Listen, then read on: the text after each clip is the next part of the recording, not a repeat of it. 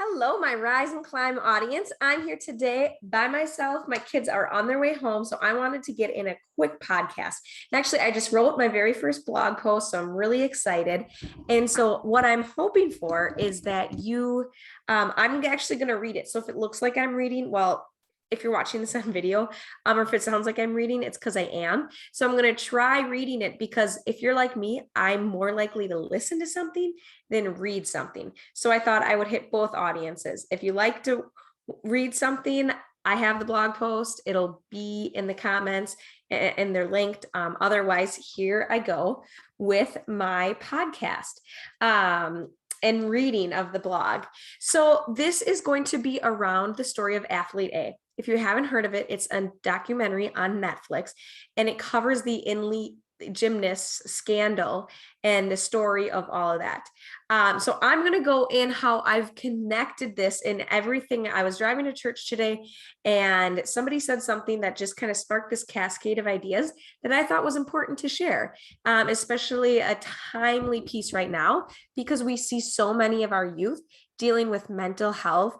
And I was listening to another podcast this past week, and they had talked about the level of anxiety, and teens don't even want to drive anymore. Like they're waiting to get their license because of the level of fear and anxiety. And I think, what are we teaching our kids?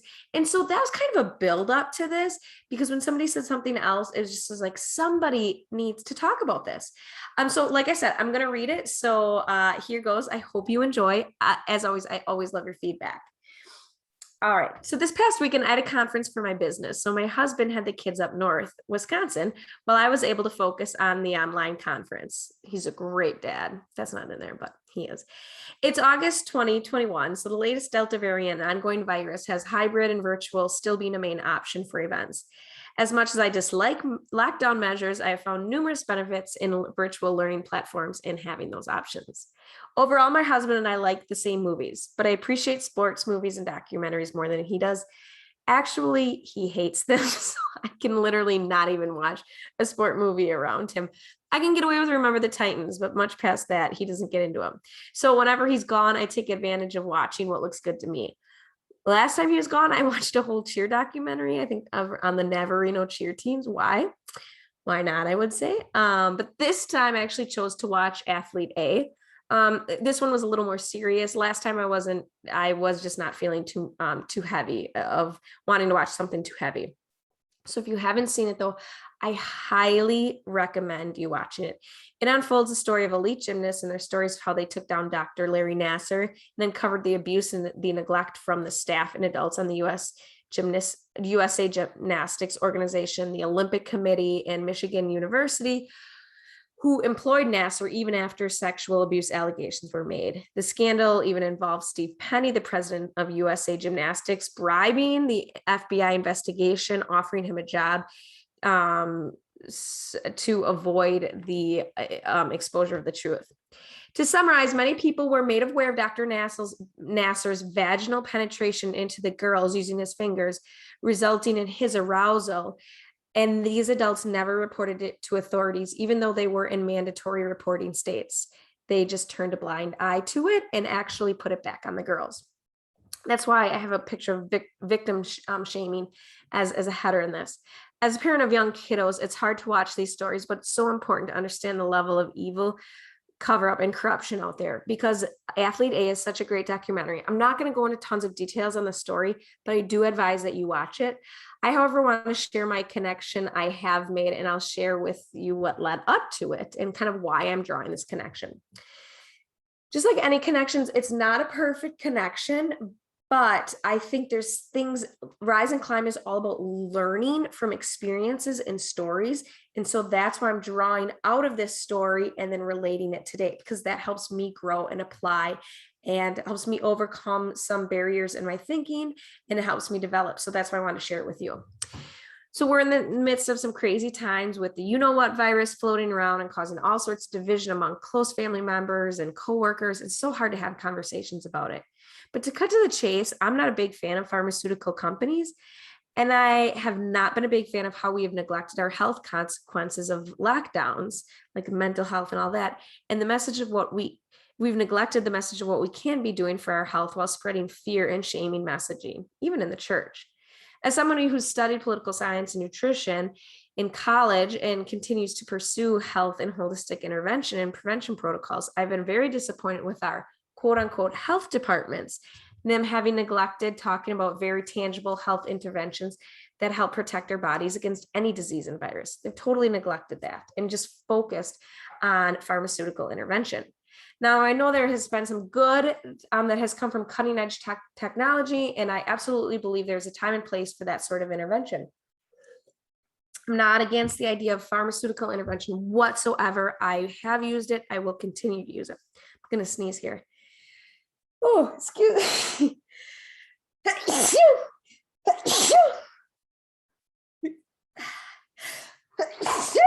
Thank you. I hope you're watching this on video.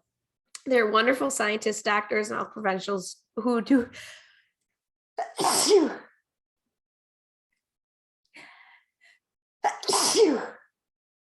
Okay, I'm going to start that. Oh my gosh.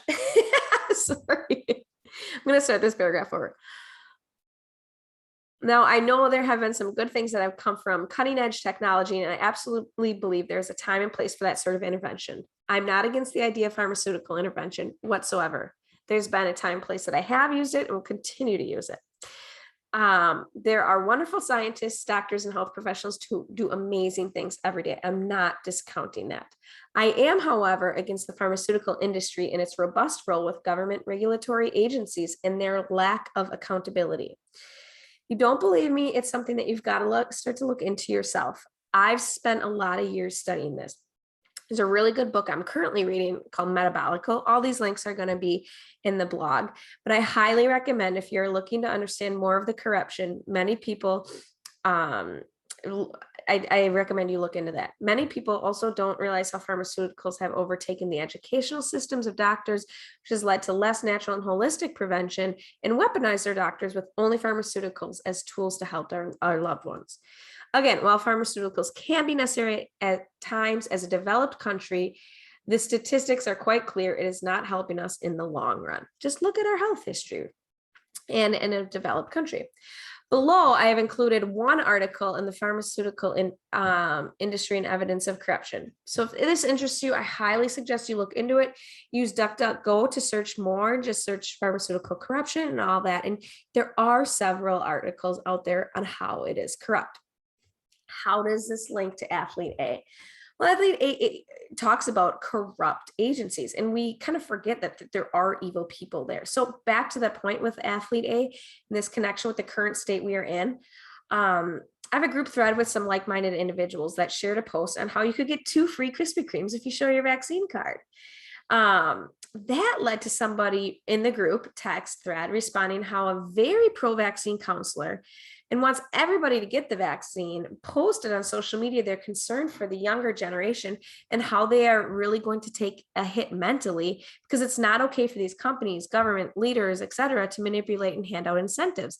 This counselor was very worried about the impact it will have on our young ones. Then everything came together for me. So I was driving and I was like, Athlete A, oh my gosh, do you know the psychological manipulation that had to take place for this pedophile, Dr. Nasser, to be able to sexually abuse young girls even while their parents were in the room? Yes, he used medical jargon to talk many people into believing that what he was doing, it was okay. He had everyone fooled right before their very own eyes. Worse is that even when girls weren't fooled and they knew something was wrong, they would share they were uncomfortable, but adults ignored their voice. So it taught the girls that it didn't really matter what happened to their body. They were better off not saying anything. It goes back to the victim shaming. They knew what would come up against them. One gymnast even said that she knew the backlash she would get if she spoke out, so she just quit saying things. And it wasn't until she was an adult that she could use her own voice. So in light of understanding how prominent doctors and elite organizations like the USA Gymnastics Association can get away with abuse right before our very eyes, and that post from the counselor, and then the discussion about that, I was overwhelmed with what I am seeing unfold today before our eyes and how it is impacting our communities. I have an acquaintance that has written a children's book on how to teach their kids to avoid being abused by helping them listen to their belly. It's a genius concept. It's so simple. But her theory is actually that adults are the ones who mess up our kids. Adults naturally trust their gut, and we teach them to not. The book is about sad belly, happy belly. If you have a bad belly, a bad feeling in your belly, you should learn to trust that and talk to somebody who's safe. They don't need to understand everything. They just need to know that there's a bad feeling in their belly. The author explains that parents ruin their kids' intuition by telling them, oh, it's nothing, it's fine. Go with so-and-so. They're good, they're safe. And actually, that's what they said. Dr. Nasser, he's wonderful. He volunteers for the USA gymnastics team. He's good. Why would he do anything bad for you? They learn to not trust their gut instinct. This makes kids very vulnerable to unsafe people, but also grooms adults to be vulnerable for not knowing how to listen to their body signals and cues.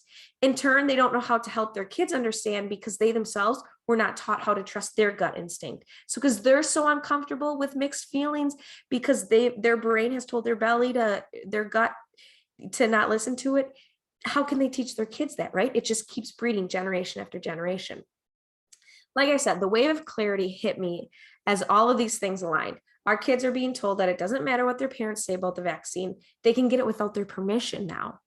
Oh, and if they get it, you get money or donuts, or come into my van. You can have some candy if you come with me. Trust me, this is for what's best for you. Oh, don't worry. Your mom knows. If you loved me, you would do this. Wait a minute. What? Don't we tell our kids to not go with strangers and accept bribes at a young kid? But yet now there's this exception to the rule because there's this really bad virus that is affecting old people, people of all ages. It's all of a sudden okay for you to do these things and not listen to your gut. This is deeply disturbing to me.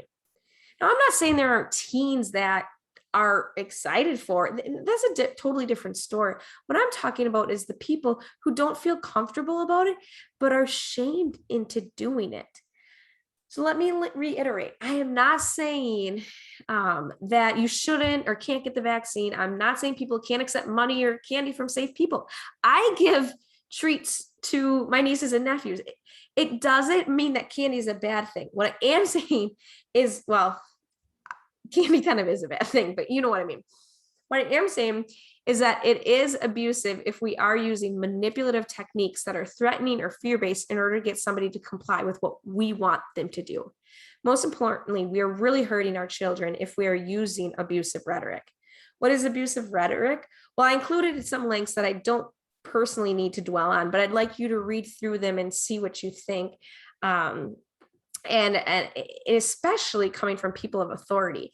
Some of them that just stuck out to me that I have literally heard fall under the name calling. Oh, you're a grandma killer if you want to go outside during COVID lockdowns.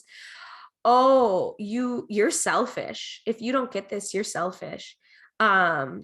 And shame on you. Somebody had said shame on you for not getting the vaccine. I don't want you around me or my kids if you don't get this, right? How many people have been isolated from their loved ones? Kind of, don't be ridiculous. You're a conspiracy theorist, right? Everyone agrees with me. All the experts, trust the science, trust the doctors. Right. And especially in light of this athlete A, Dr. Nasser was a doctor, so to pretend that doctors are exempt from being manipulative or greedy is just outlandish. Again, not every doctor is bad, but not every doctor is good, right? The blaming and the shaming, how dare you? You should be ashamed of yourself. This virus and the spreading is all your fault. If you get sick, you don't deserve treatment. You get what you deserve, and you deserve to be sick, right? This is just some of them. It talks about controlling, not letting people, controlling what they do. Don't bring it up again. I don't want to hear you. I don't want you to ask questions. This conversation is over.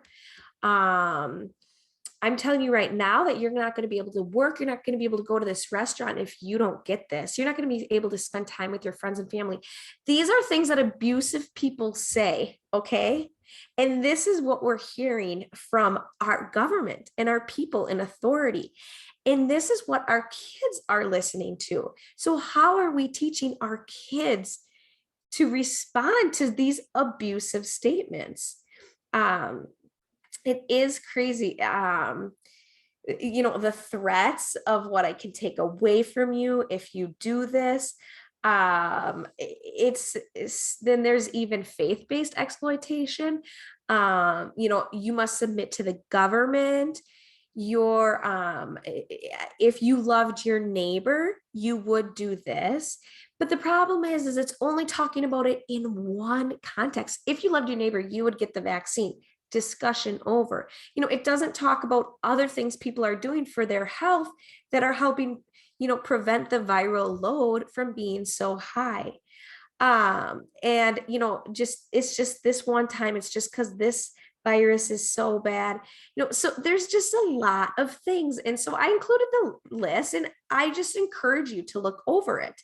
But again, things that I in my blog post, I share this image of 8 things that abusers use, intensity, jealousy, control, isolation. We were isolated all these years. And even with social media and certain things, they're trying to isolate people, and from even being able to share misinformation, controlling communication. An abuser will look at your phone and make sure that you're not communicating in ways that they don't want. So just look into it yourself. I'm not saying this is an apples to apples comparison. What I am saying, though, is that we are seeing manipulative messaging from a lot of mainstream organizations and businesses. Like I said, if you loved your neighbor, you would do this.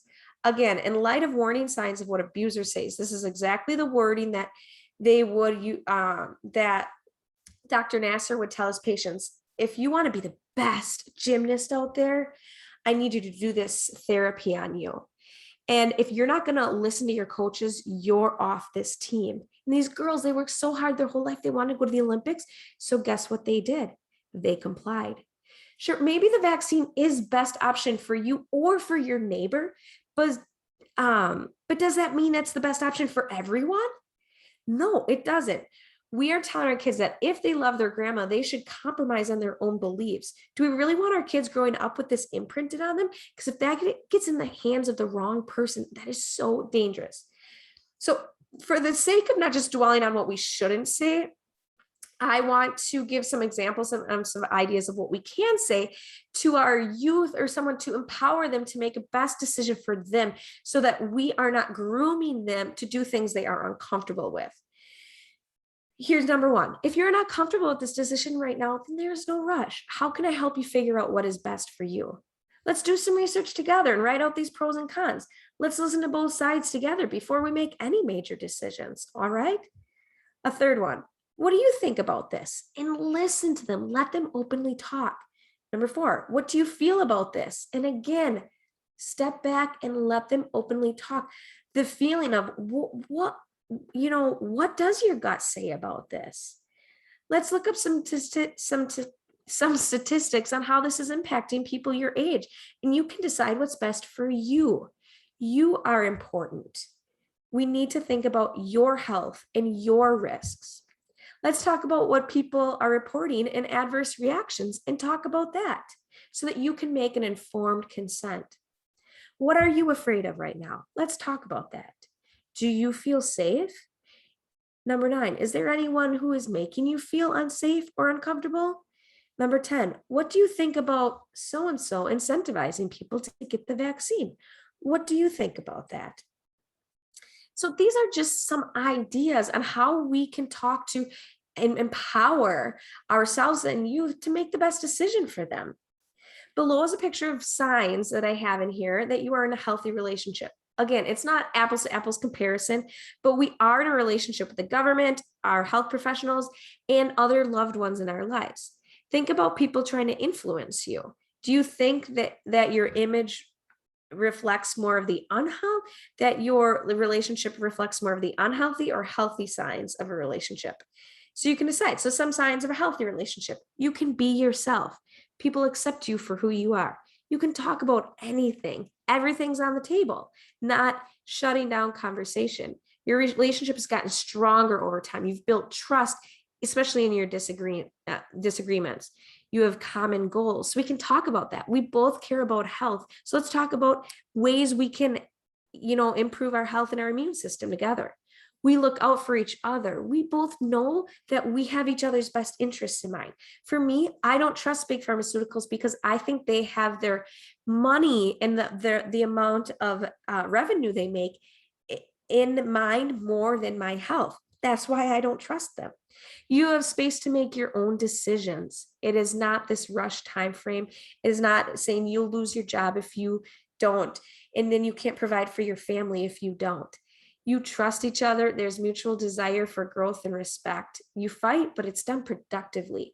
So even if there's a loved one that you disagree with, you can still find common ground and respectfully disagree. All right. So going back to the athlete A story, the biggest tragedy is that those girls had a lot of adults surrounding them who did not have their best interest in mind. It wasn't lack of adults oversight. It was that the adults around them were so focused that on the medal that they were willing to turn a blind eye. The physical, emotional, and sexual abuse were all present. And they were willing to ignore that because they cared about the medal and their reputation. If indeed you see the greed from the pharmaceutical company and a lack of accountability that they have from certain government regulatory agencies, like many people don't know, if you have an adverse reaction, you cannot sue them. So think about that. That is like sending our kids into Dr. Larry Nassar and asking you to leave the room and saying, if something happens, just so you know, he's not accountable. And if you see a problem with that, then that is where, as adults, we have to step in and we have to advocate for our kids. Our kids are being subjected and groomed with abusive rhetoric. If we don't help them decipher that, don't take my word for it, though. Look it up yourselves. I've included some links in the blog post that I found helpful. Start listening to stories of people hurt by pharmaceuticals and vaccines. Get curious, ask questions, but come up with your own conclusions. I would be a hypocrite if I was saying you need to believe this. I'm just sharing some of my experience and what I found. Thankfully, investigative journalists believed the victims from the athlete A, the elite gymnast, and finally took the stories and they published them. That led to the DA getting involved, and finally justice was served to Larry Nassar. He got 2 60-year sentences, so he will be in prison for the rest of his life. There are ongoing cases with other adults. Some of them, though, have gotten away with next to nothing, which is pretty sad. So the bottom line is what we choose to do as adults, the fully developed brain and decision-making prefrontal lobe and decision-making process is one thing, but our youth's brains are not fully developed until about age 25. That's an average, with boys and girls too. It is our responsibility to lead by example and show our kids what healthy relationships look like with people of authority and the experts. It may seem unrelated, but the consequences of teaching them that someone in a position of authority trumps their gut instincts could have lifelong devastating impacts on our kids.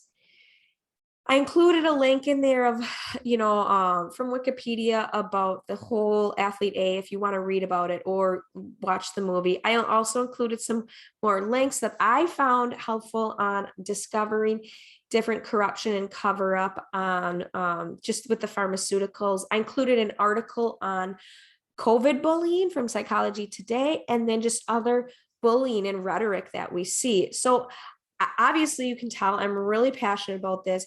Our kids are under so much turmoil that we need to help them, and we need to be there to help them process this.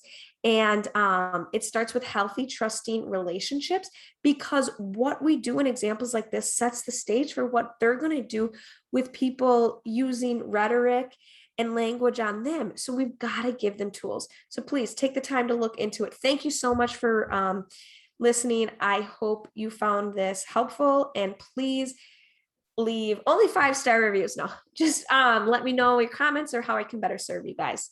Thank you so much. Bye-bye.